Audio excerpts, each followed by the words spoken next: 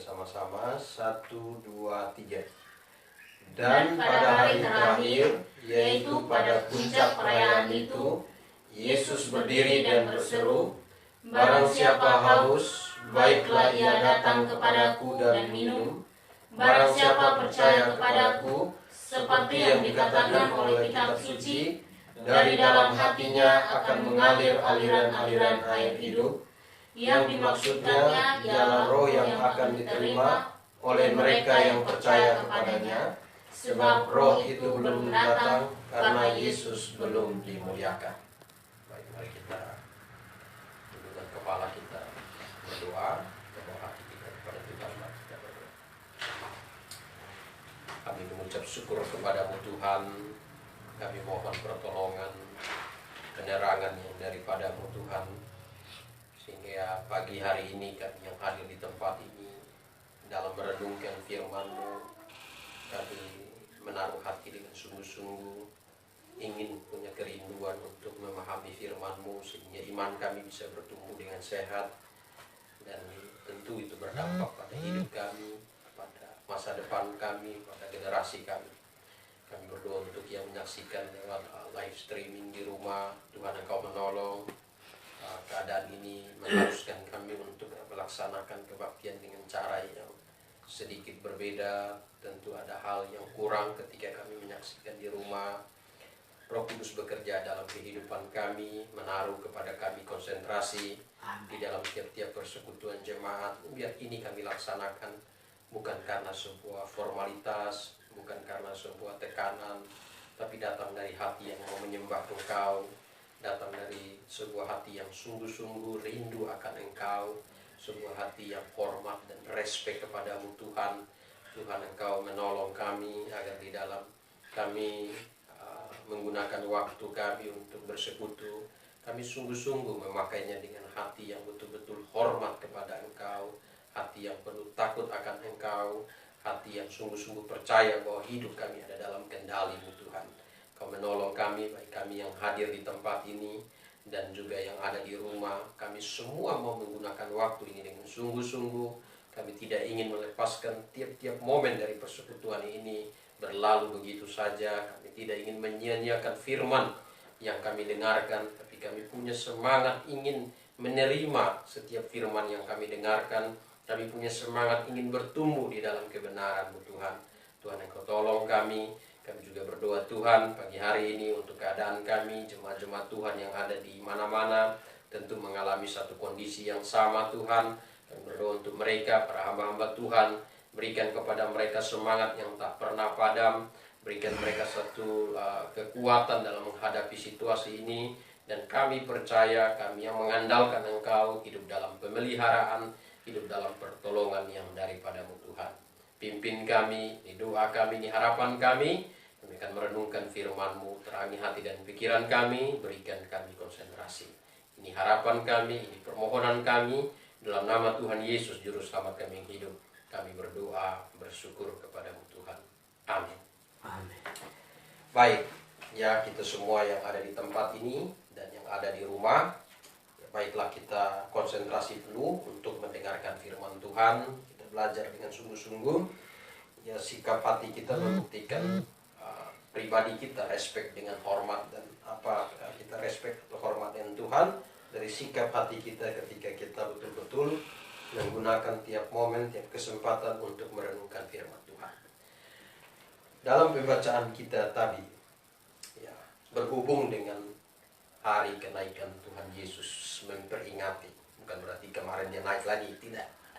Tetapi ini kita mengingat, kita memperingati, ya, kenaikan Tuhan Yesus Kristus. Jadi peristiwa kenaikan Tuhan Yesus Kristus ditandai dengan pesan yang Tuhan berikan kepada murid-muridnya.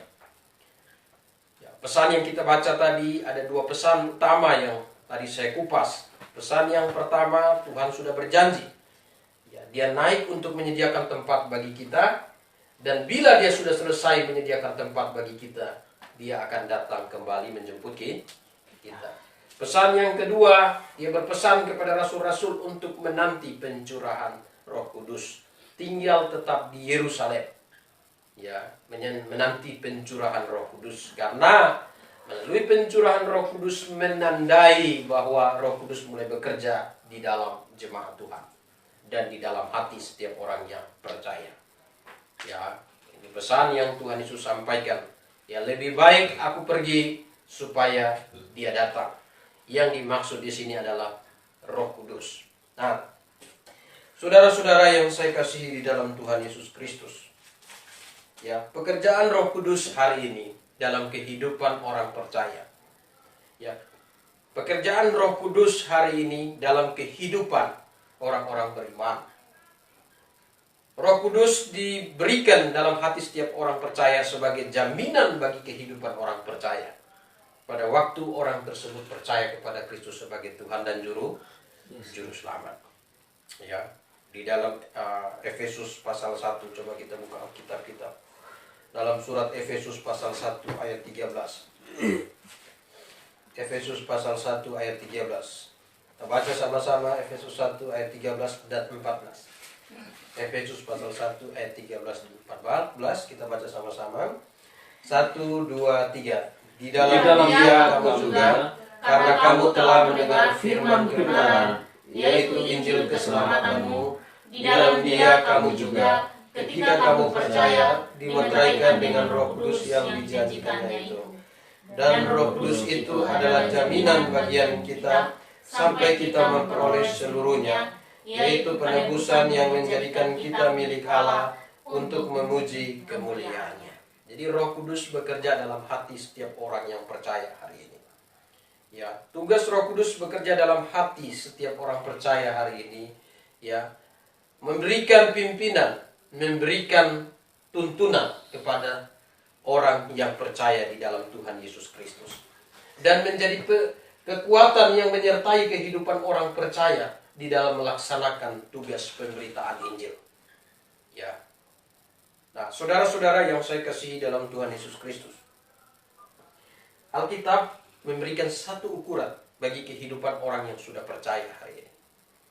Kehidupan orang yang sudah memiliki Roh Kudus di dalam hatinya. Ya. Ukuran yang pertama adalah hidupnya mau dipimpin, dikendalikan oleh Roh Kudus. Ya. Hidup yang seperti apakah yang dipimpin dan yang dikendalikan oleh Roh Kudus? Hidup yang menghasilkan buah roh. Hidup yang di dalam hatinya selalu rindu ingin bersekutu dengan Tuhan. Hidup yang di dalam hatinya selalu ingin memiliki hubungan yang sangat indah dengan Tuhan. Dan tentu kehidupan yang demikian teraplikasi lewat kehidupan di dunia ini. Alkitab memberitahu kepada kita bahwa orang yang hidupnya dipenuhi oleh Roh Kudus adalah orang-orang yang di dalam hidupnya ada buah roh. Orang-orang yang di dalam hidupnya punya mindset berpikir yang berbeda dengan orang-orang yang belum memiliki Roh Kudus di dalam hatinya. Ya. Ada orang yang bertanya kepada saya, Pak, kok orang di sana bilang, ya, penuh dengan Roh Kudus itu harus bisa bahasa roh. Tapi kenyataannya orang yang bisa bahasa roh juga hidupnya kami lihat, kami perhatikan, kok hidupnya kedagingan sekali. Ya. Kenapa bisa begitu, Pak? Ya memang begitu sudah.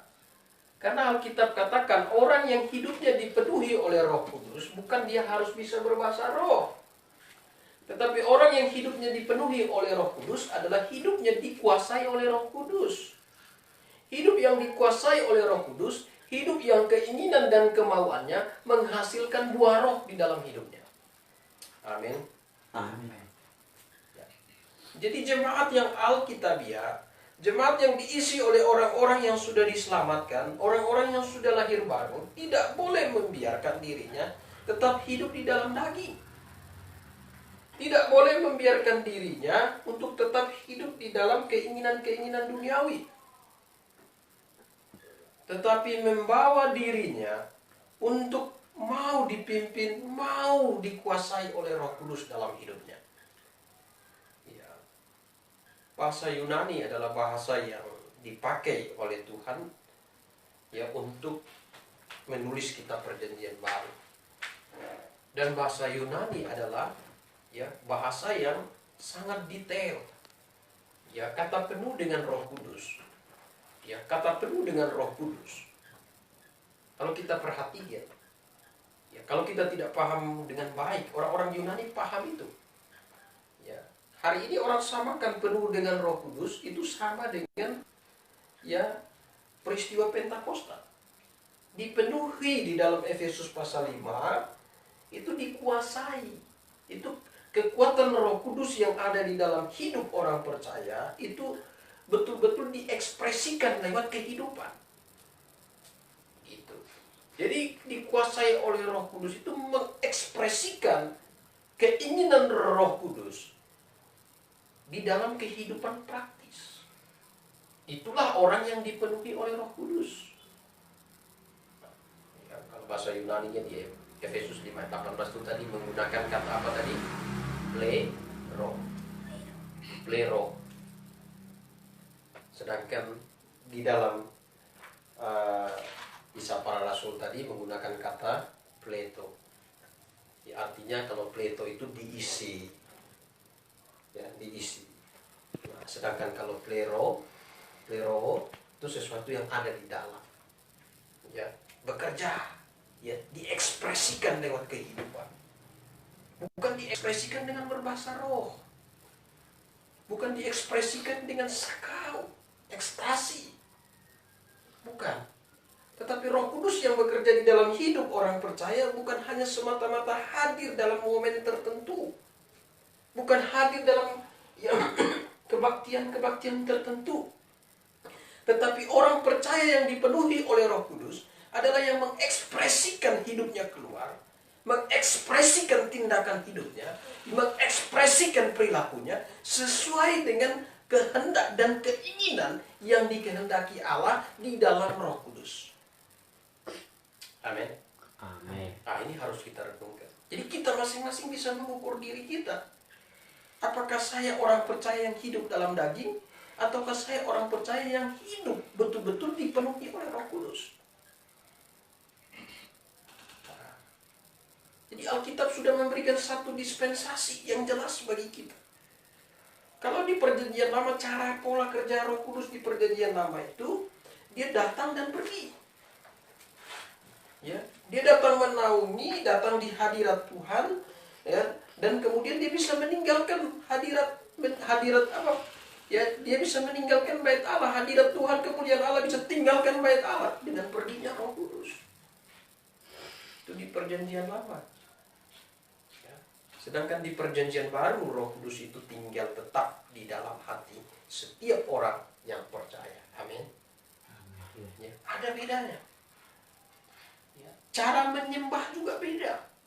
Di Perjanjian Lama terikat dengan letreia atau liturgia.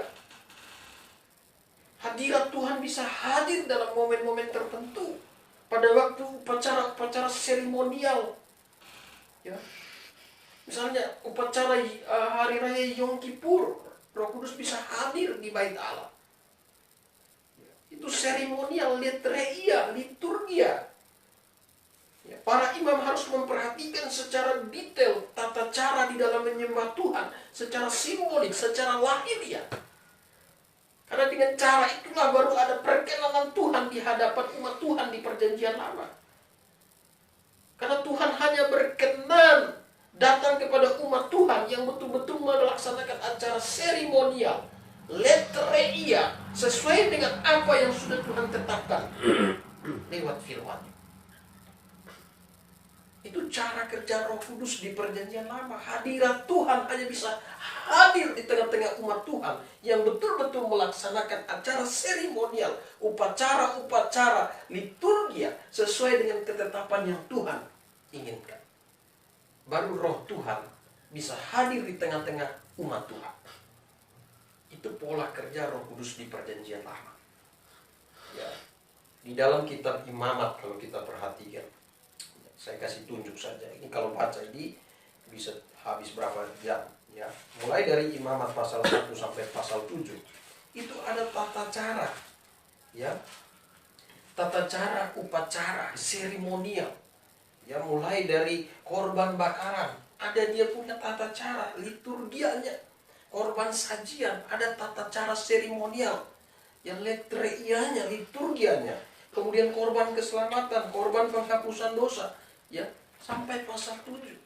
Perkenanan Tuhan, hadirat Tuhan hanya bisa hadir di tengah-tengah umat Tuhan ketika umat Tuhan betul-betul melaksanakan liturgia sesuai dengan apa yang Tuhan tetapkan.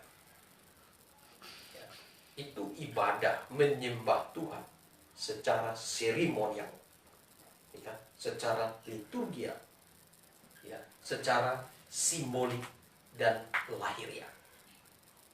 Nah, upacara simbolik, penyembahan secara simbolik itu diakhiri sejak Yohanes tampil. Ya, sejak Yohanes tampil. Dalam Lukas 16. Kita buka Alkitab kita. Dalam Lukas 16 ayat yang ke-16.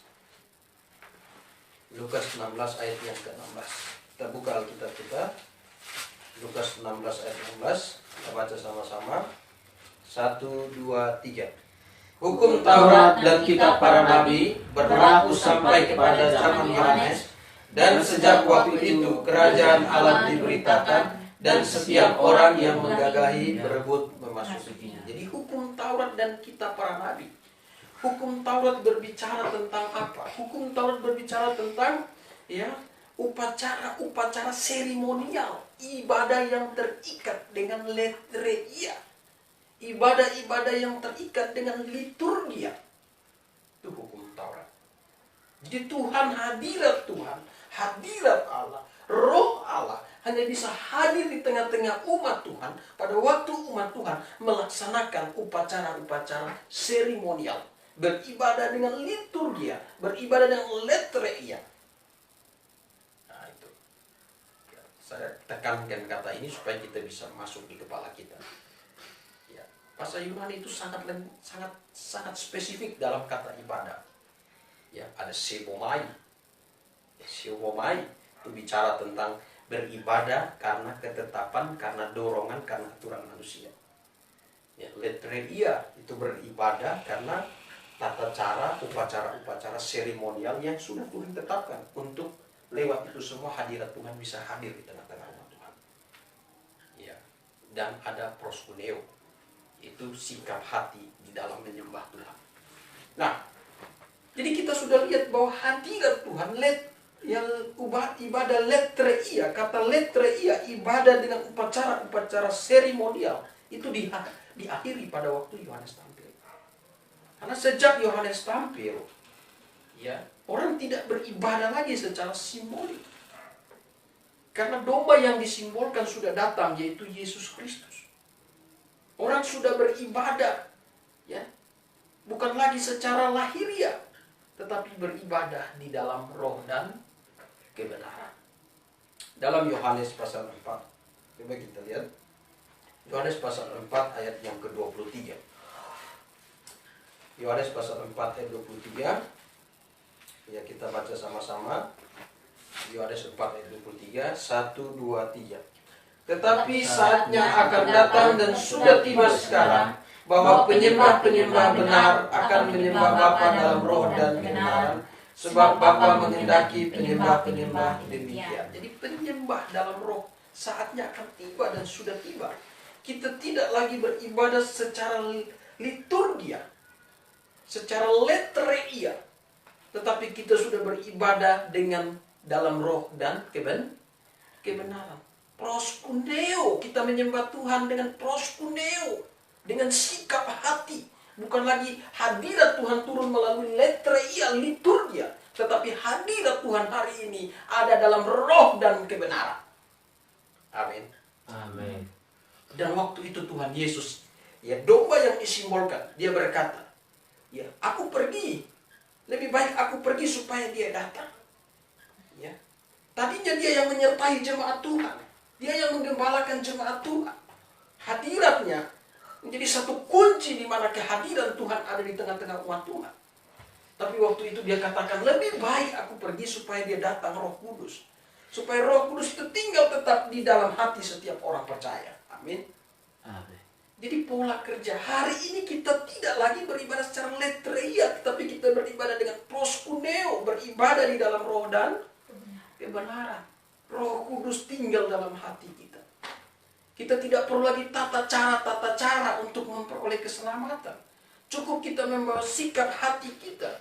Pada waktu kita betul-betul datang menyembah Tuhan dengan hati kita, membawa hati kita percaya ya bahwa Yesus adalah juru selamat, kita mengaku dengan mulut kita bahwa Yesus adalah juru selamat dan percaya dalam hati bahwa Allah telah bangkitkan dia dari antara orang mati.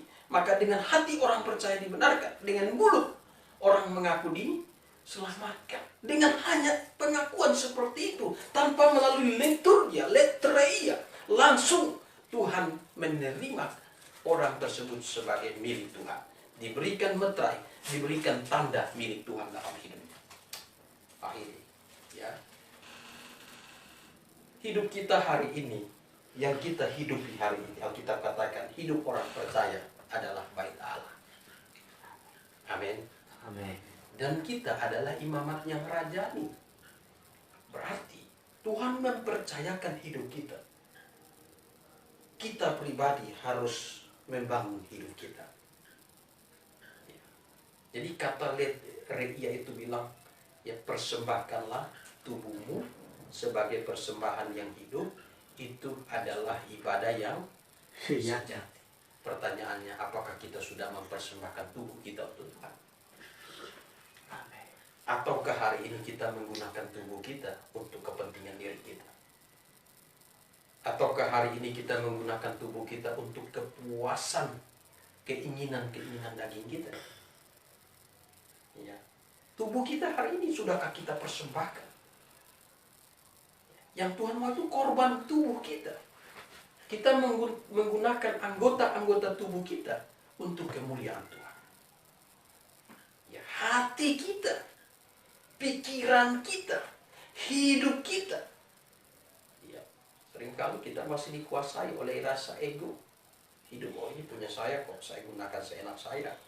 Ya, apapun saya bisa lakukan. Oh ini punya saya, kamu tidak perlu urus saya. Memang saya tidak mau urus kamu. Tapi yang saya mau beritahu bahwa kalau kamu betul-betul sudah menjadikan Tuhan sebagai juru selamat dalam hidupmu, Tuhan meminta untuk mempersembahkan hidupmu, mempersembahkan tubuhmu. Ya, ini milik Tuhan. Saya harus rawat tubuh saya sesuai dengan apa yang Tuhan inginkan. Itulah letreia kita hari ini. Ya. Ketika kita membawa diri kita mempersembahkan hidup kita kepada Tuhan, maka hidup kita akan dikuasai, akan dipenuhi oleh Roh Kudus. Amin. Amin. Dan itulah letreia bagi kita hari ini. Jadi tata caranya ya kita merawat tubuh kita. Kita harus membawa diri kita untuk hidup sesuai dengan keinginan atau kehendak Tuhan. Ya, jadi saudara-saudara yang saya kasihi dalam Tuhan Yesus Kristus. Jangan salah, jangan keliru.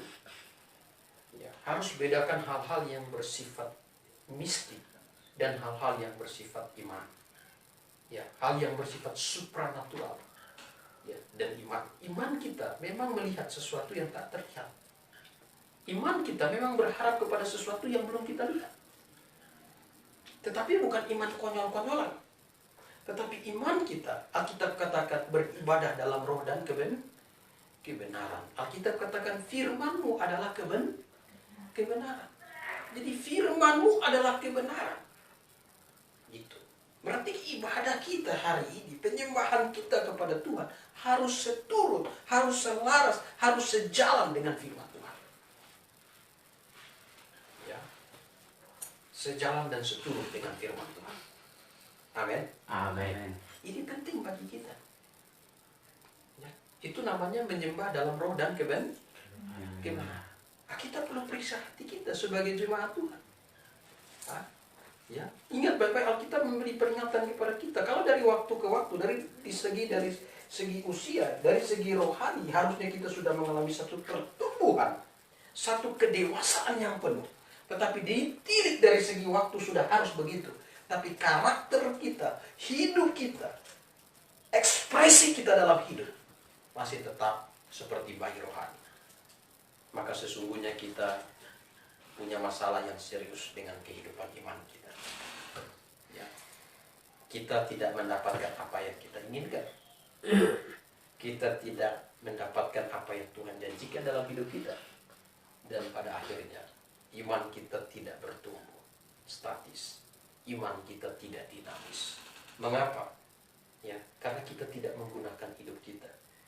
Kita tidak menjadi imam yang sehat bagi diri kita. Ya.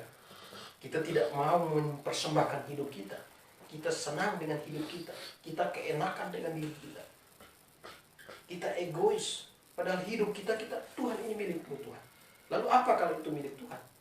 Apa kalau itu baik Tuhan? Maka kita perlu mengisi diri kita. Kalau kita perhatikan pola kerja imam di dalam bait Allah dalam perjanjian lama, setiap hari, setiap pagi, petang, ya petang dan pagi, imam harus memperhatikan, ya roti, harus memperhatikan dupa, harus memperhatikan nyala di dalam nyala api di kaki dia, harus memperhatikan apakah dupa itu menimbulkan bau-bau wangi. Ya, diperhatikan tiap hari, petang dan pagi. Nah, lalu hari ini apa yang kita lakukan dengan tubuh kita? Apa petang sampai pagi kita hanya ketik-ketik main Facebook? Petang sampai pagi kita gunakan mata kita untuk nonton TV? Petang sampai pagi mulut kita hanya berkata-kata sesuai dengan apa yang kita inginkan? Ya.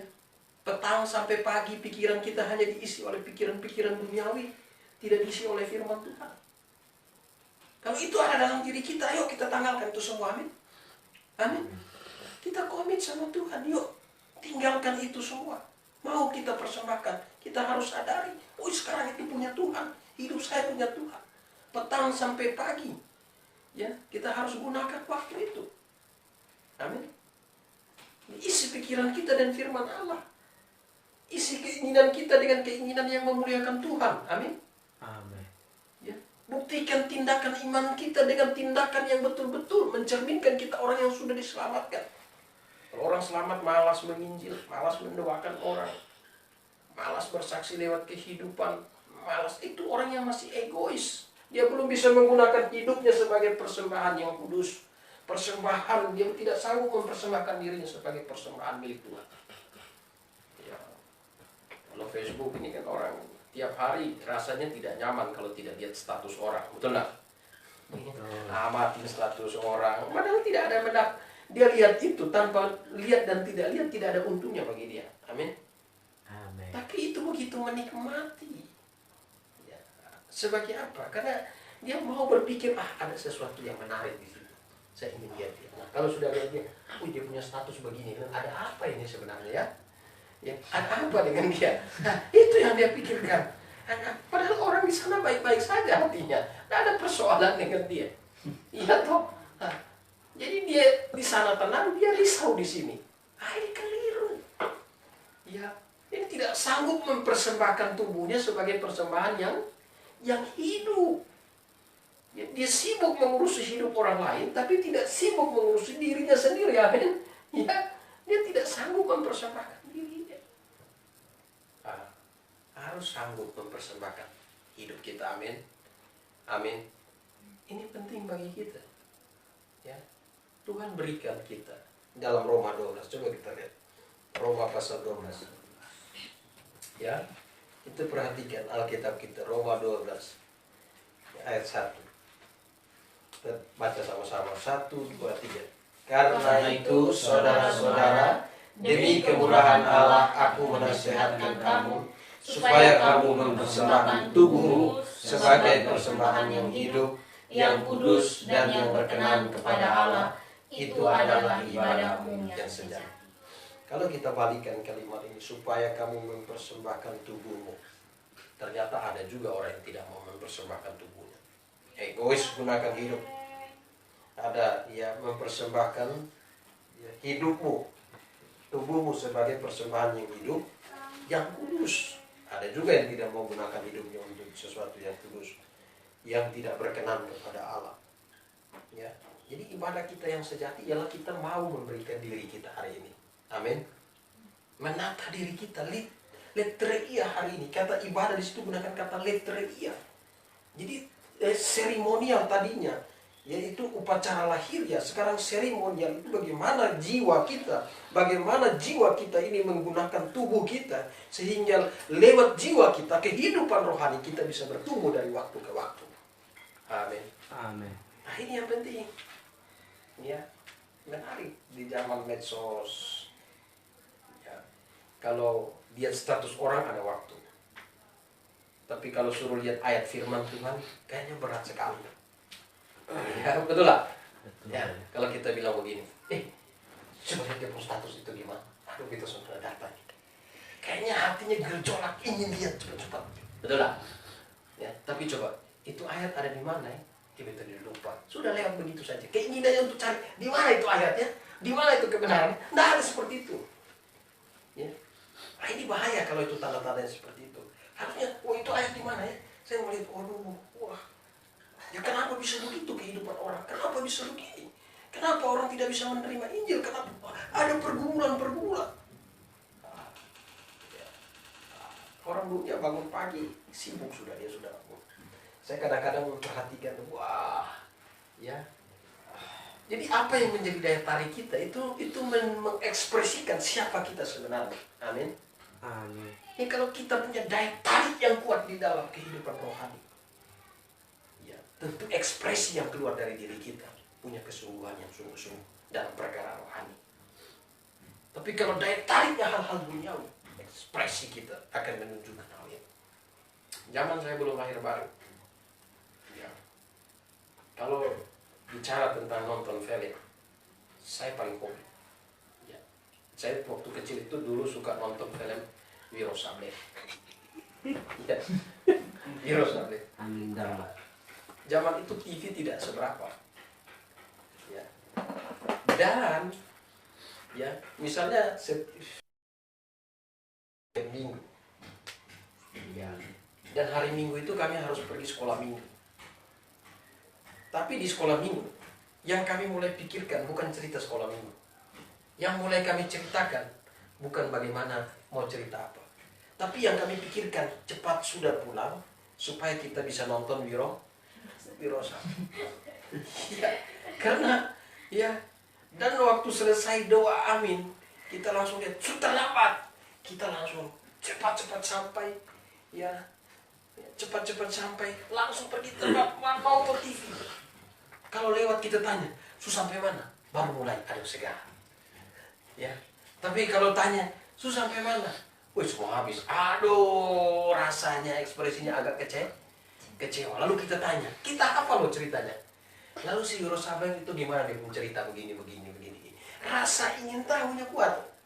Nah, orang yang betul-betul dipenuhi oleh Roh Kudus dalam hidupnya, ekspresinya akan kebenaran. Ketika dengar, wah kita mau berjemaat, kita mau mendengarkan firman, semangatnya membara-bara dalam hidupnya. Amin. Amin. Nah, kalau ditanya tadi khotbah apa? Lupa. Berarti ekspresinya belum 1 hari, baru berapa jam sudah lupa firman. Banyak orang yang seperti itu, betul lah? Ya, dia dengar khotbah konsentrasi, 3 hari ditanya, tadi khotbah apa? Minggu lalu khotbah apa? Apa ya? Nah, minimal harus tahu kan pagi ini khotbah apa? Oh, tentang Roh Kudus. Nah, ya toh? Tidak ada keinginan ingin tahu gimana cara Roh Kudus bekerja. Saya contohnya waktu dulu itu Wiro Sableng. Sampai kita pulang nih kita renungkan. Pulang sampai ya, kapak naga geni 212. Ya, sampai dikeluarkan. Sampai pulang kita ambil kayu, kita buat kapak, baru taruh di sini. Ini kan saking mengekspresikan. Betul lah? Nah, bagaimana kita orang percaya? Kalau kita ekspresikan Roh Kudus dalam hidup kita, tentu harus menghasilkan buah kebenaran dalam hidup kita. Amin. Amin. Jadi pagi hari ini, ya, saya ingin menyampaikan kita hari ini, ya, pertama kita tahu bahwa pola kerja Roh Kudus di Perjanjian Lama dan Perjanjian Baru itu berbeda. Sejak kapan Roh Kudus mulai bekerja dalam jemaat Tuhan? Sejak Yesus dimuliakan. Yang kedua, saat ini kita tidak menyembah secara literalia. Bukan hadirat Tuhan tidak turun lewat liturgia, tetapi hadirat Tuhan ada dalam penyembahan dalam roh dan kebenaran. Ya, hidup kita ini yang kita pakai. Makin kita membangun hidup kita berkenan di hadapan Tuhan, ya, makin kuat ya hasil yang kita dapatkan dari buah roh. Amin. Amin. Ya, amin. Amin. Nah, ini harus kita ingat baik-baik. Ya, kita harus renungkan ini. Sekarang kita masing-masing lihat diri kita. Ekspresi saya terhadap kehidupan rohani ini seperti apa? Apakah daging saya lebih kuat mengekspresikan? Apakah keinginan saya ini lebih banyak keinginan-keinginan yang mengutamakan diri saya? Maka pada kesempatan ini mari kita berikan diri kita, kita persembahkan hidup kita untuk persembahan. Kita persembahkan untuk menjadi milik Tuhan. Amin. Amin. Ya, kita mau beri diri kita. Ya, kalau hari selama ini kita egois memikirkan keinginan kita egois mengekspresikan keinginan-keinginan daging kita, mari kita belajar untuk membawa diri kita, persembahkan tubuh kita menjadi milik Tuhan, sehingga kita bisa mengekspresikan ya buah roh di dalam hidup kita. Mari kita tundukkan kepala, kita berdoa. Kami mengucap syukur atas firman-Mu pada pagi hari ini. Kami belajar kebenaran-Mu dari waktu ke waktu. Kami rindu hidup kami dipakai, digunakan untuk kemuliaan nama-Mu. Kami yang mungkin tadinya egois dengan hidup kami, hanya memikirkan sesuatu yang menguntungkan tubuh badani kami. Biarlah Tuhan Engkau menolong kami, agar kami diberikan satu komitmen, satu kesungguhan mau mempersembahkan tubuh kami sebagai suatu persembahan yang berkenan di hadapan Tuhan. Amin. Kami menyerahkan hidup kami, berdoa untuk kami semua, jemaat yang di rumah, yang menyaksikan lewat live streaming, kami yang hadir di tempat ini. Biar dari waktu ke waktu kehidupan kami terus kami bangun, iman kami bertumbuh secara dinamis dari waktu ke waktu, menjadi dewasa di dalam Kristus. Dan biarlah lewat kehidupan kami kebenaran-Mu terpancar, lewat pengetahuan akan kebenaran, lewat kehidupan kami, ekspresi hidup kami mengekspresikan kebenaran itu nyata ada dalam hidup kami. Ini doa kami, ini harapan kami, dalam nama Tuhan Yesus, Juru Selamat kami yang hidup. Kami menyerahkan hidup kami, kebaktian jemaat pada minggu pagi ini ke dalam tangan-Mu. Kami terus berdoa agar pandemi ini segera berakhir dan kami bisa berkumpul kembali di dalam persekutuan jemaat sebagaimana sebelum terjadi pandemi corona. Pimpin kami Tuhan, dalam nama Tuhan Yesus Juru Selamat kami yang hidup. Kami berdoa, bersyukur kepada-Mu Tuhan. Amin. Amin. Ya, baik. Kita tutup ya kebaktian kita pagi hari ini, dan kita sampai di sini ya, sampai berjumpa minggu depan. 1, 2, 3 Maranatha.